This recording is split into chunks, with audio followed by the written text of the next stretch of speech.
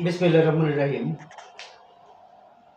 প্রিয় দেশবাসী, আগামী জাতীয় সংসদ নির্বাচনকে সামনে রেখে বাংলাদেশ জাতীয়তাবাদী কৃষক দল জয়পুরহাট জেলা শাখার পক্ষ থেকে সবাইকে জানাই আন্তরিক শুভেচ্ছা এবং সংগ্রামী সালাম। আসসালামু আলাইকুম।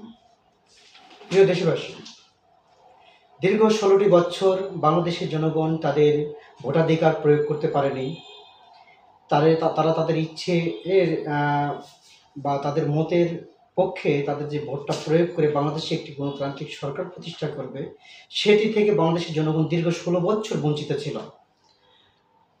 আগামী জাতীয় সংসদ নির্বাচনে ফেব্রুয়ারি মাসে প্রথমার্ধে যে নির্বাচন অনুষ্ঠিত হয়ে যাচ্ছে, এই নির্বাচনে কে কেন্দ্র করে বাংলাদেশে কিছু রাজনৈতিক দল গভীর ষড়যন্ত্রে নেমে পড়েছে এবং বাংলাদেশের 98% আওয়ামী দোসর, যারা আওয়ামী লীগের তৃণমূল থেকে শুরু করে উচ্চ পর্যায়ে কিন্তু সব নেতাকর্মী দেশে রয়েছে এবং রাষ্ট্রীয় প্রতিষ্ঠানগুলোতে প্রত্যেকটা রাষ্ট্রীয় প্রতিষ্ঠানে আওয়ামী লীগের আমলাতন্ত্র এবং আওয়ামী লীগের যে দোসররা তারা সবাই রাষ্ট্রীয় প্রতিষ্ঠানগুলোতে বসে রয়েছে।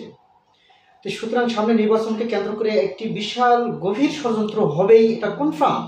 এই ষড়যন্ত্রকে রুখে দেওয়ার জন্য যে রাজনৈতিক দলগুলো তাদের পিআর পদ্ধতি নিয়ে আন্দোলনে নামার কথা বলতেছেন, আমি সেই রাজনৈতিক দলগুলোর প্রতি আহ্বান জানাবো। আমরা 16 বছর পরিশ্রম করে ত্যাগের বিনিময়ে এবং হাজার হাজার মা বোনের কোল খালি করে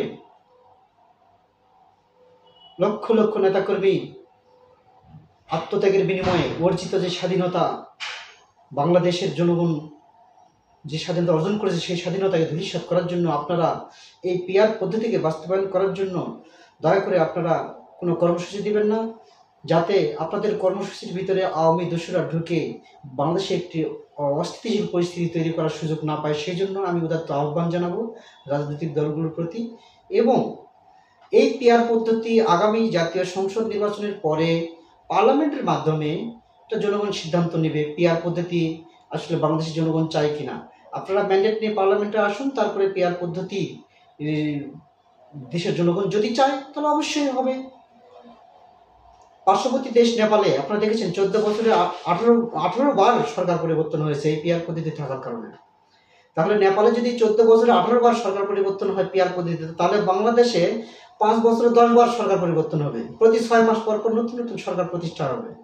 হ্যাঁ, তো সুতরাং আমি আশা করব বাংলাদেশ জামাত ইসলাম সহ সব রাজনৈতিক দলের শুভবুদ্ধির উদয় হবে এবং জাতীয় নির্বাচনকে সাফল্যমণ্ডিত করার জন্য বর্তমান অন্তর্বর্তী সরকারকে সহযোগিতা করবে।